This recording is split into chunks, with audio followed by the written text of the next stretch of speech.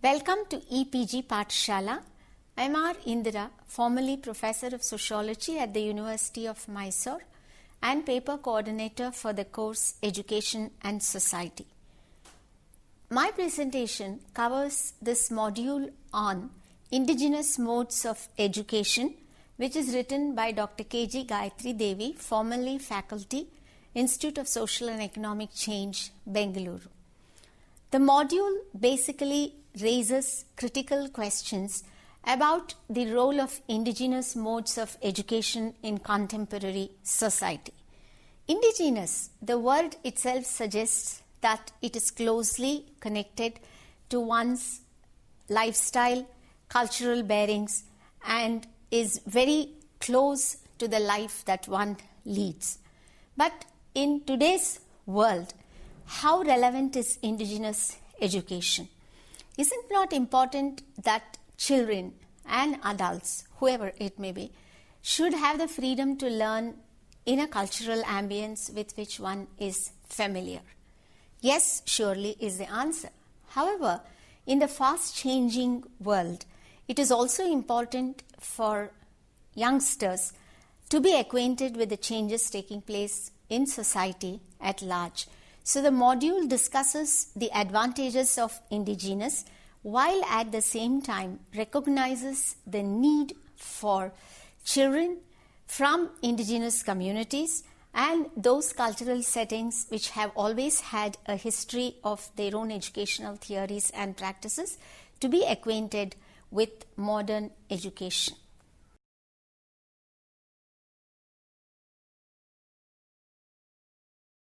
Modern societies and education. Having been introduced thus, education is mostly provided through formal means in all countries of the world today, in a structured environment through formal pedagogical means.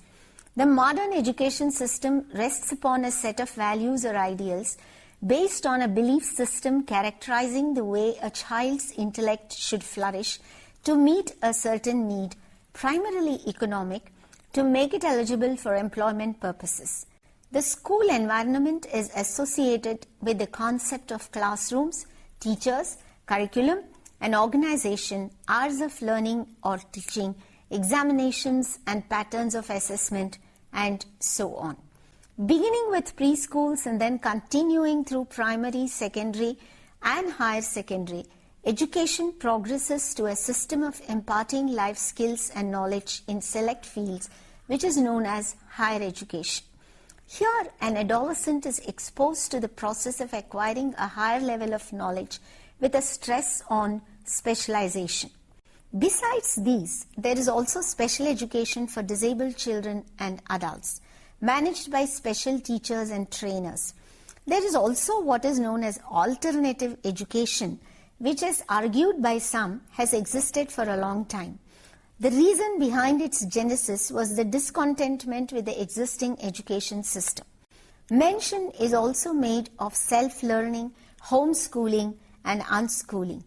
A number of approaches emerged as a result of continued interest and thinking about what should be the norm in education. Indigenous education. The emphasis in this type of education is on the term indigenous. The word refers to something that is one's own and self-acquired or self-learnt and self-owned, where the owner is invested with the rights to use it according to his or her convenience and even make alterations in it. The argument behind the efforts of those who are striving to popularize indigenous education or knowledge system is that sophisticated knowledge of the natural world is not confined to science. Human societies all across the globe have developed rich sets of experiences and explanations relating to the environments they live in.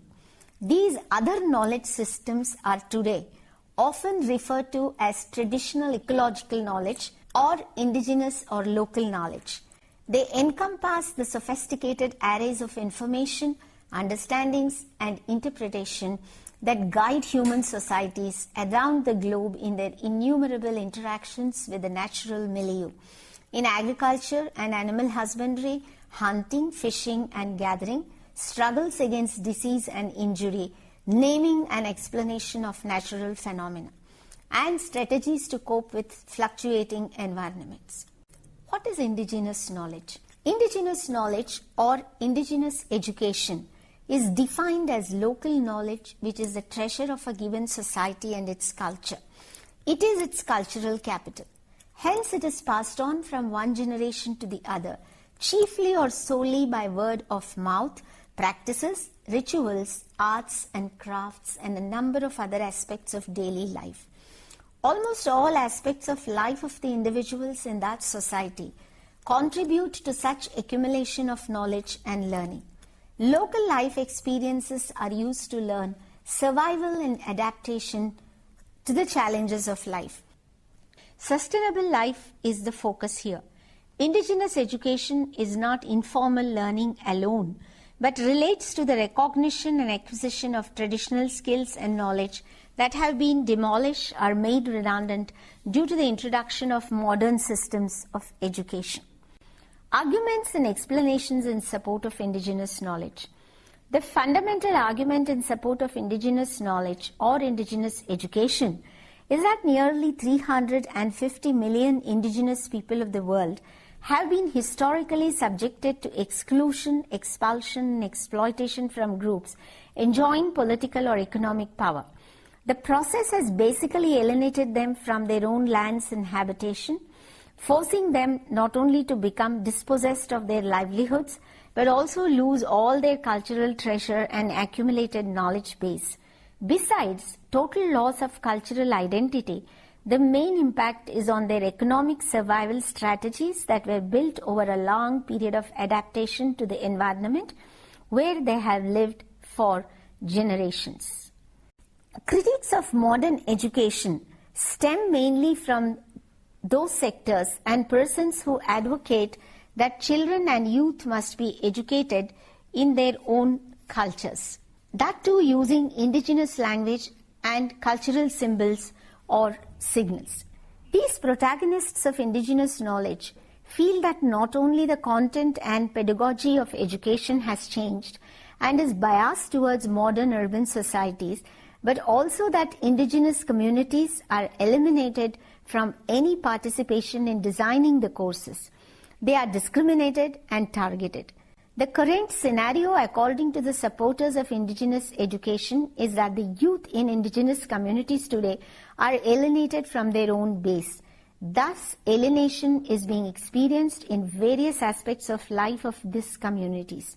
Modern education, introduced by the British roughly during the 1830s and 70s, was characterized by centrality of textbooks and examinations. In the place of local knowledge, the new curriculum included teaching and learning in English or other languages, and contents mostly included Western concepts and practices. This process, which is generally attributed to the missionaries, continued with the support of local rulers, social reformers, and many in the British administration. From the student's point of view, Western education was considered primarily a gateway to lucrative employment. Education became more and more textbook-centric, and there was little or no place for experience-centric knowledge, which was the hallmark of indigenous modes of education. There is thus a difference in the point of view of protagonists of indigenous system of education and those who advocate Western ideology-based modern systems of education.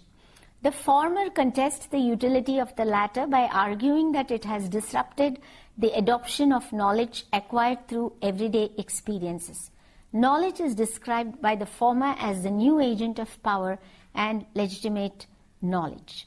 The feeling was that the strengths of indigenous learning were not being recognized.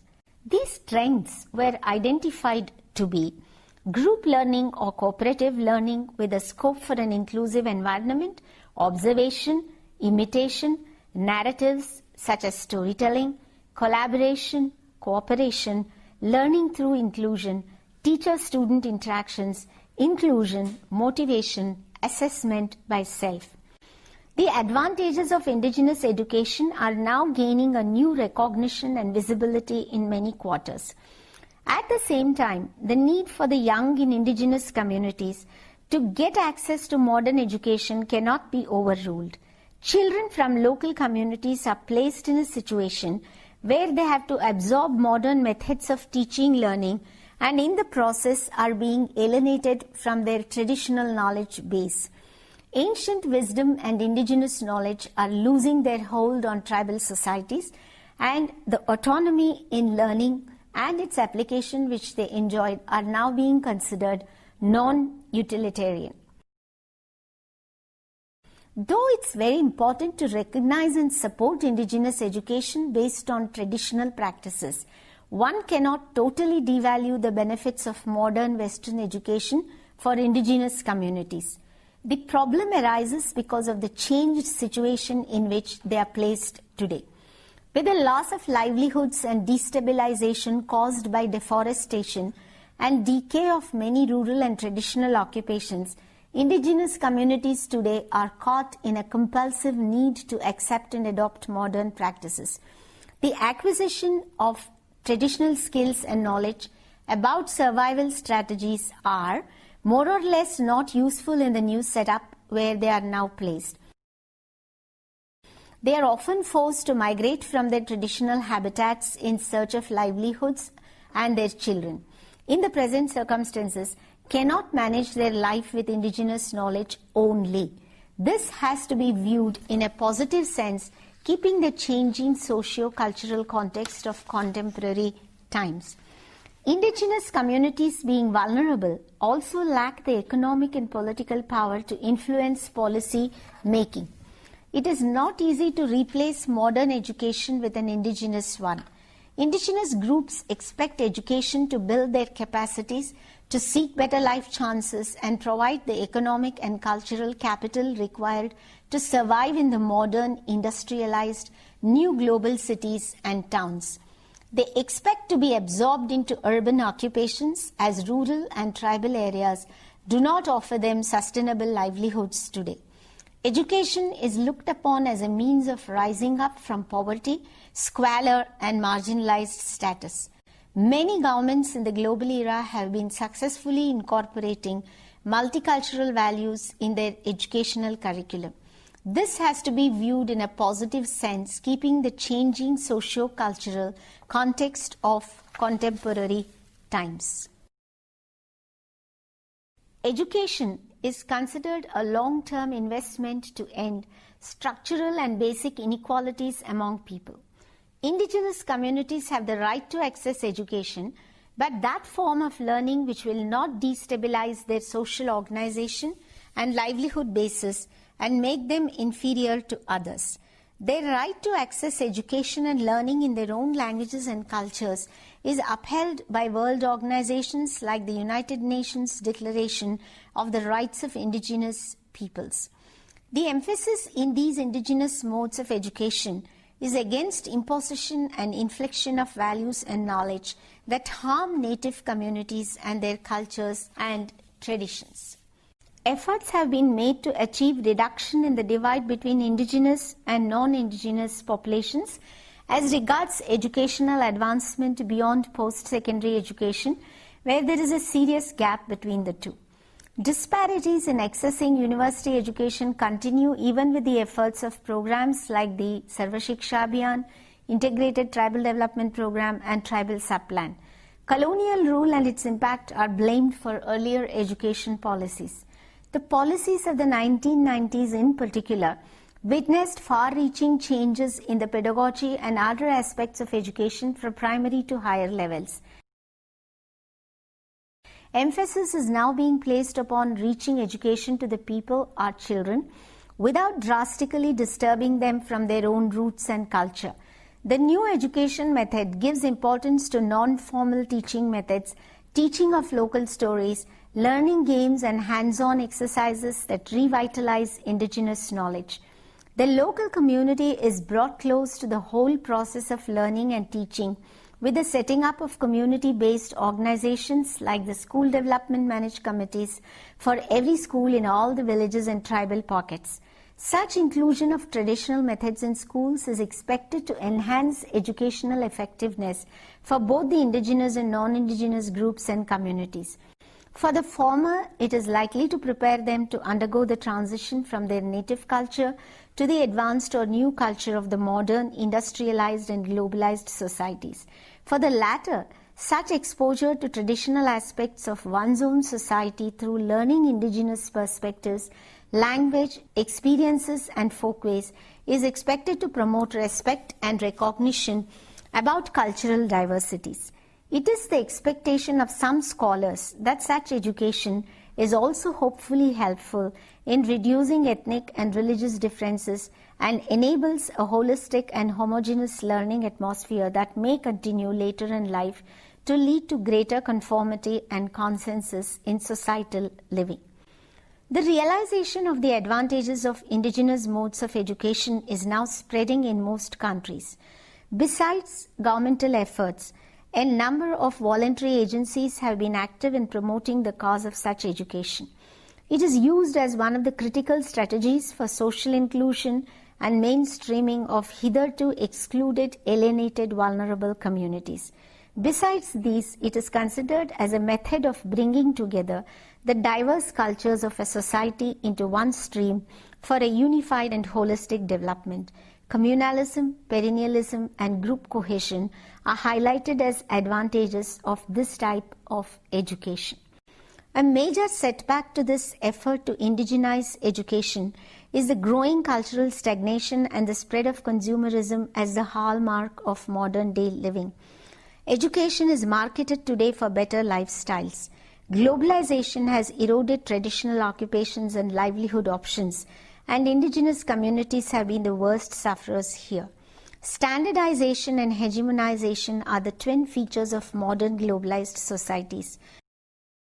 The complexities of the postmodern society, and in particular of globalization and its other processes, such as liberalization, privatization, and the market-led economy, dominated by information technology, demand different skills and knowledge.